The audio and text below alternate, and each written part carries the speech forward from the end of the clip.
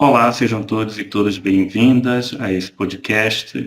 Meu nome é Tiago Dudu, sou da Diocese Anglicana do Rio de Janeiro e hoje eu vou entrevistar a Reverenda Lúcia Dal Ponte. A Reverenda Lúcia é a coordenadora geral do CEA, Centro de Estudos Anglicanos, e também reitora da Paróquia da Santíssima Trindade, no bairro do Meia, aqui no Rio de Janeiro.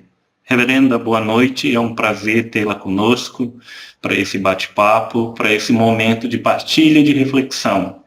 E eu começo perguntando qual é o conceito de igreja para a Igreja Episcopal Anglicana do Brasil e qual o seu diferencial em relação às outras igrejas. Você pediu para que eu falasse do conceito de igreja para a igreja anglicana e quais os seus diferenciais, né, enquanto igreja. Então, iniciando assim, que para nós, da Igreja Episcopal Anglicana no Brasil, ser uma igreja não é só uma instituição religiosa voltada para nós mesmos, voltada para dentro, né? Igreja, para nós, é sacramento, é ser sinal da presença de Cristo na humanidade. Igreja é um instrumento a serviço da missão de Deus, a partir do que nos ensinou Jesus Cristo, né? Nós somos uma eclésia do grego quer dizer assembleia, né? Grupo que se reúne para celebrar a vida a partir do mistério pascal de Cristo, louvar, agradecer, fazer memória, partilhar o pão, se alimentar da palavra e da Eucaristia. A Eucaristia, ao mesmo tempo que nos alimenta, ela nos ensina. Ensina a partilha, ensina a acolhida, ensina a vida, a luta pela vida. E a palavra nos ensina e também nos alimenta. Então, em nossas liturgias, nós vivemos esses dois momentos dentro do mistério pascal de Cristo, trazendo a nossa realidade. E a partir da palavra viva, a gente bebe da fonte, que é Jesus Cristo, pois somos aquilo que vivemos dentro de nossas práticas litúrgicas, pelo menos precisamos ser, né? Somos chamados a ser aquilo que celebramos, aquilo que vivemos em nossas práticas litúrgicas. Nos abastecemos de uma espiritualidade encarnada, né? Encarnada em Jesus, naquele Jesus que se encarnou também na humanidade e trouxe a essência da vida sonhada por Deus para a humanidade. E a partir daí, nós somos convidados, convidadas a sair para a missão. E a missão, ela não é para dentro do templo. A missão é para o mundo. O mandato de Jesus não é para ficarmos dentro dos templos. O mandato de Jesus é para irmos para fora. O mandato de Jesus não é construirmos para os nossos templos. Nós precisamos sim de um espaço sagrado, de um lugar aonde nós vivemos a nossa espiritualidade, aonde nós nos juntamos para celebrar e ali vivenciamos a vida em comunidade. Mas nós não podemos passar todo o tempo de estado aqui nesse plano de vida, enquanto cristãos e cristãs, construindo coisas para dentro dos nossos templos. Não, não é isso que Jesus nos manda. Jesus nos chama, nos convida, e a nossa resposta é ir para o mundo levando a boa notícia de Jesus. E a boa notícia de Jesus é a esperança a quem não tem esperança. A boa notícia de Jesus, da qual as igrejas são chamadas a experimentar, a vivenciar, sendo igreja embasada no cristianismo, né, de Jesus, é levar a boa notícia aos pobres, abrir os olhos dos cegos. Eu estou falando aqui daquele texto de Lucas 4, 16 seguinte, onde Jesus diz, né, quando ele desenrola o livro do profeta Isaías e vai dizer: o Espírito do Senhor está sobre mim, porque ele me enviou, né, ele enviou-me a dar a boa notícia aos pobres, abrir os olhos dos cegos. Que tipo de cegueira seria essa que Jesus está falando? Acho que a gente precisa se questionar sobre isso. Quem são os pobres? Que esperança nós podemos levar aos pobres? abrir os ouvidos dos surdos, libertar os presos. Que tipo de prisão Jesus nos fala? Que prisão é essa? Quem sabe, né? Quizá não é aquela prisão de nós mesmos, aquela prisão que não deixa nos libertar destas amarras de uma vida presa à busca do ter, do poder, mas nos chama a nos libertar para viver uma vida livre. Vida livre, não quero dizer aqui de uma liberdade, de uma libertinagem, mas uma vida livre para viver as experiências que Jesus traz como objetivo de vida do sonho de Deus. Reverenda, na nossa igreja nós temos as 5 marcas da missão, onde a primeira marca é proclamar as boas novas do reino de Deus, a segunda é ensinar, batizar e nutrir novos crentes, a terceira é responder às necessidades humanas com amor, a quarta é procurar a transformação das estruturas injustas da sociedade, desafiar toda espécie de violência e buscar a paz e a reconciliação. E a quinta, lutar para salvaguardar a integridade da criação, sustentar e renovar a vida na terra. E também o evangelista Lucas, no capítulo 4, lá diz o ano da graça, assim como o profeta Isaías nos fala do ano da graça.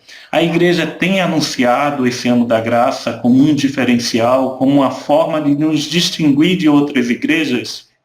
Precisamos repensar sobre isso. E nós, enquanto igreja, olhamos por este caminho, anunciar o ano da graça do Senhor, anunciar o ano da graça. Que graça é essa da qual Jesus nos chama a anunciar, que Ele mesmo veio para anunciar? É interessante a gente pegar esse texto e aprofundar e entender um pouquinho mais sobre isso. Claro, esse aqui não é o momento de fazermos isso, mas é interessante para termos um olhar a partir daquilo que Jesus traz como essência de vida cristã, de que nossa igreja possa ser esse instrumento e não ser uma igreja aonde vai colocar mais peso nas costas das pessoas, mas ser uma igreja que ajude as pessoas a se libertar, a viver uma vida de amor, de cumplicidade um com o outro, do cuidado da criação divina.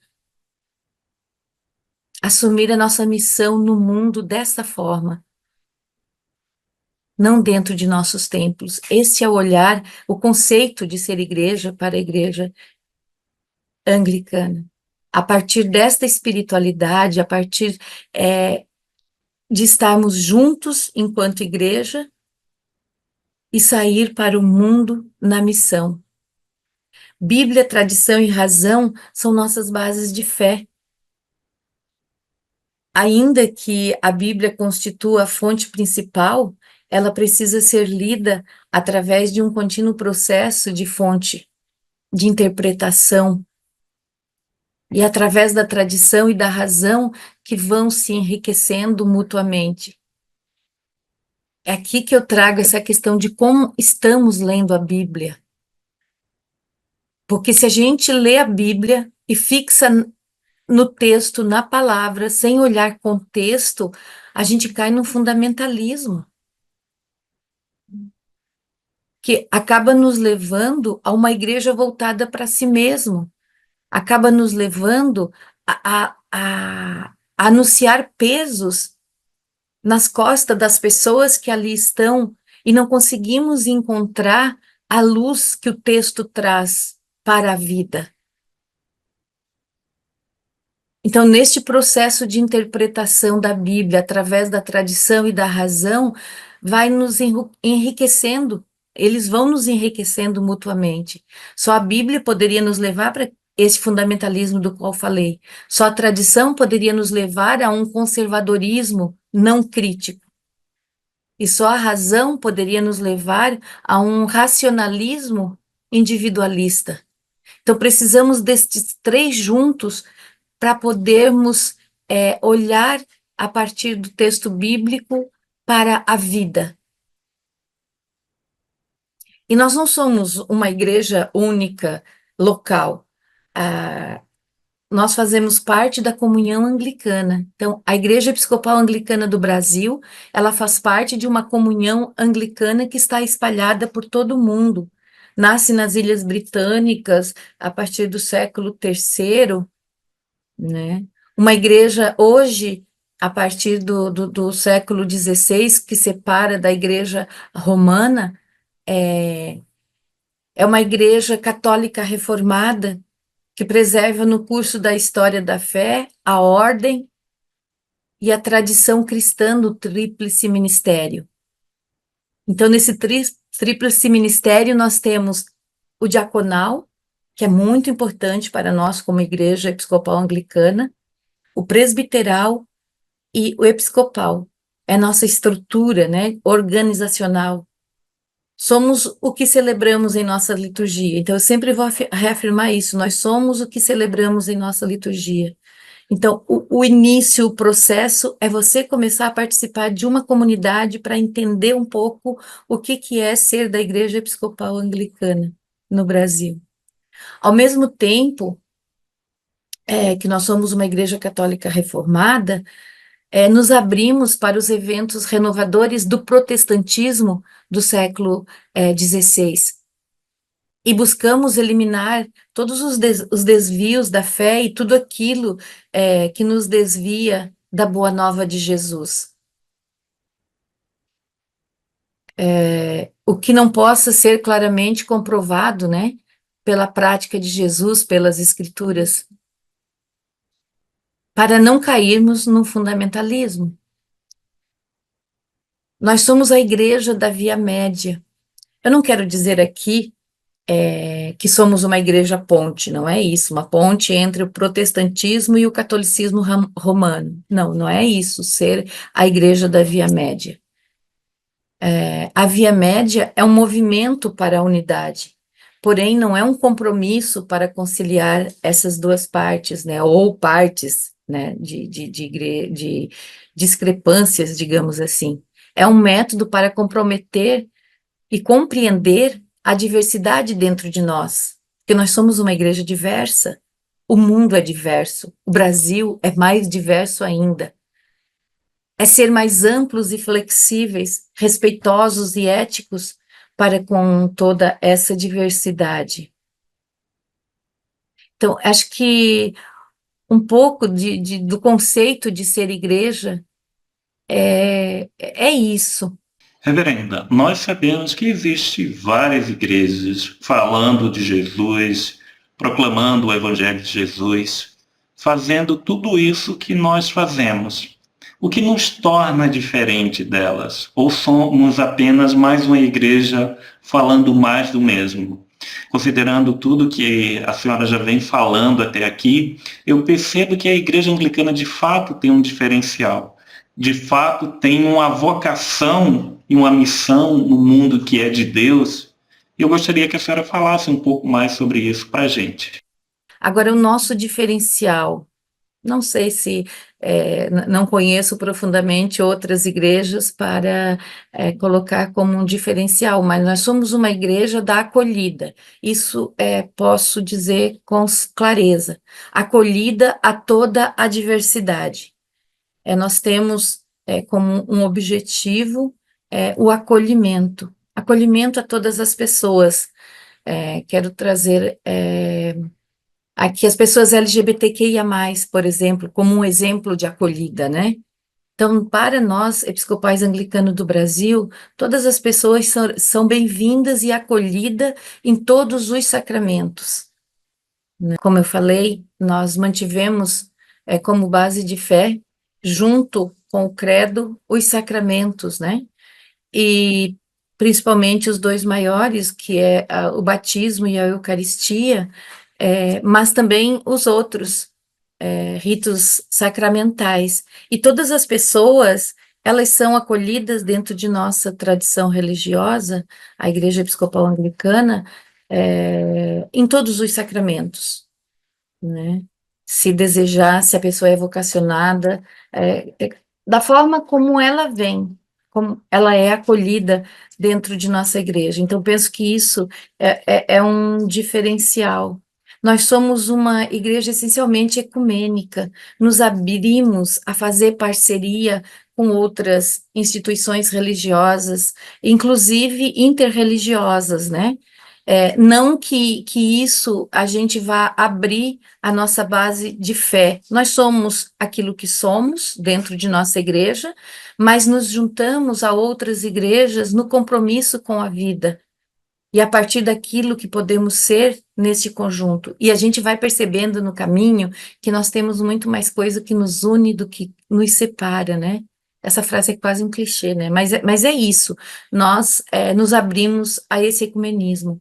Uma outra área que nossa igreja se sente chamada e tenta dar resposta a este chamado, a partir do chamado de Jesus Cristo, é o envolvimento com os movimentos sociais, aqueles movimentos que lutam pela vida. Temos em várias de nossas igrejas espalhadas pelo Brasil movimentos com grupos originários, por exemplo, os povos indígenas, aonde nós estamos, que tem os povos originários, ali também estamos nesse movimento, apoiando o movimento deste grupo. Em lugares onde nós temos acolhimento, em muitos lugares temos, né, esse acolhimento às pessoas em situação de rua, aonde elas possam se sentir ali dentro acolhida, com alimentação, cuidados, e cuidados sociais também, esse trabalho no cuidado social, de encaminhar para onde ela precisa, né, seja, exemplo, procura de documento, ajudar num processo de desintoxicação, álcool, droga, nesses caminhos, né? Então, nós também nos colocamos a serviço deste grupo e também convidamos a se alimentar junto conosco da mesma espiritualidade, né? Deste compromisso de participar de nossas comunidades. Também convidamos a estar juntos as pessoas que estão em situação de rua e que muitas vezes são excluídas, né, e são rechaçadas de vários locais. Nós tentamos fazer este caminho inverso, de trazer para junto de nós, de trazer para dentro. Nos envolvemos muito também no movimento por direito das mulheres, né? Estamos sempre tentando e organizando caminhos de lutas contra a violência, a, a violência de gênero, né? Essa violência que este patriarcado nos coloca, né, neste caminho enquanto vida, né? Aonde o machismo se acha no direito de ter o poder sobre a mulher, né? Então a gente está sempre nesta luta por direito à vida, com movimentos antirracistas, estamos sempre juntos com os povos negros, apoiando seus movimentos, muitos outros. Então, a nossa missão é essa, nos sentimos que somos enviados a estar neste caminho. Um outro movimento que a gente assumiu e assume há muito tempo também é a luta pela consciência do cuidado com a criação. Em vários lugares aonde nós estamos, já tem grandes movimentos neste sentido. Enquanto igreja mesmo, assumimos este caminho do cuidado com a criação, porque nos sentimos todos filhos e filhas de Deus, criatura do mesmo Deus que é pai e mãe, tanto o ser humano quanto os animais, a água, a terra, as florestas. Nós somos todos interligados. Nós não somos, nós que eu digo, nós seres humanos, não somos o mais importante para nós, igreja, a gente já tem este olhar. Nós não somos os mais importantes da criação divina. Nós fazemos parte de toda esta criação divina. Por isso, a necessidade de o respeito e o cuidado com toda a criação, sem contar a questão da própria vida, né? Se a terra, a água, as florestas são devastadas, toda espécie de vida morre. E o ser humano, e se tirar o ser humano de toda esta criação, o resto da criação continua perfeitamente sobrevivendo. Então a gente vai percebendo no processo, né, no caminho e a partir da prática de Jesus e refletindo, né, sobre. É claro que na Bíblia não tem muitas palavras que usamos hoje, muitos conceitos que usamos hoje, claro, porque naquela época ainda não existia. E a sociedade avançou muito, a tecnologia nos abriu a todo um outro mundo, mas analisando a partir da tradição e da razão, a gente consegue perceber da prática de Jesus o que é importante para este momento, como Jesus agiria neste momento da história. A partir deste olhar de hoje, né, do contexto histórico de hoje para a vida, o que é mais importante? E a gente percebe que para Jesus o mais importante é a vida, é o cuidado da vida. Lembra a atitude dele contra a religião da época? Porque a religião da época acabava sobrecarregando as pessoas. Não era uma religião, estou falando aqui do judaísmo, né? Naquele momento da história em que Jesus se faz presente na humanidade. A religião não era algo que levasse a vida, ou que trouxesse vida naquele momento histórico, né, para o povo, para a humanidade. A religião estava aliada ao império e sobrecarregava a vida do povo. E Jesus condenou esse tipo de religião. E diz, ele mesmo disse, né? Haverá um dia que não precisará mais ir aos templos, mas vocês vão viver isso tudo em espírito e verdade. Do diálogo dele com a samaritana, né? Eu estou falando aqui. Então, na prática de Jesus, a gente vai fazendo esta relação e procurando as luzes para a missão. Então, eu volto a dizer, a nossa espiritualidade, o nosso modo de viver liturgicamente dentro de nossa igreja, nos leva a assumir compromisso. E esse compromisso é no mundo. E é isso que somos enquanto igreja anglicana. Reverenda Lúcia, muito obrigado pela partilha. Foi muito enriquecedor para nós e perceber que a igreja anglicana não é só mais uma igreja, mas é uma igreja que entendeu o chamado dela, entendeu a dimensão do compromisso que ela assume na construção do reino de Deus, em proteger a criação, em nutrir, em lutar juntos, em acolher, em chorar com aqueles que choram, sofrer com os que sofrem e se alegrar com os que se alegram também. E perceber que a igreja conseguiu entender o seu chamado e, mais do que isso, consegue vivenciar. Então, muito obrigado por isso. E nesse momento eu pergunto, qual mensagem final você deixa para a gente? A minha mensagem final é de que possamos nos aprofundar mais, convidar as pessoas a entender mais sobre o projeto de Jesus, sobre aquilo que Jesus vem trazer para a humanidade enquanto projeto de vida, enquanto estamos neste plano de vida.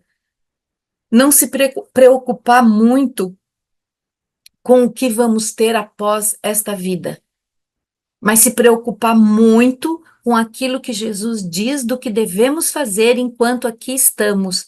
Ele vai dizer no texto em João, né? Eu vou para junto do Pai preparar um lugar para vocês. Não se preocupe nem com o dia, nem com a hora. Deixa que lá eu me preocupo. Então vamos nos preocupar com este momento aqui e fazer aquilo que ele nos mandou fazer.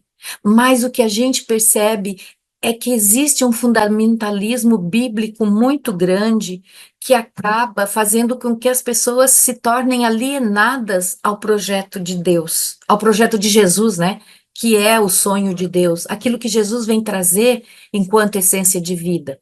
São pessoas que estão alienadas do que é ser igreja, do que é ser cristão, na verdade, ser cristão e cristã, o que é viver o cristianismo, e acaba aderindo a instituições religiosas que promete coisas que não está dentro do projeto de Jesus Cristo, que não está na essência do cristianismo. E aceitam isso porque não entende, não conhece, não fazem parte de grupos que levam a entender o que é ser cristão e cristã, mas a partir da essência cristã mesmo. E a essência cristã está onde? Está na prática de Jesus, que nós temos na Bíblia, temos muitos outros livros também que estão aí que possam nos ajudar.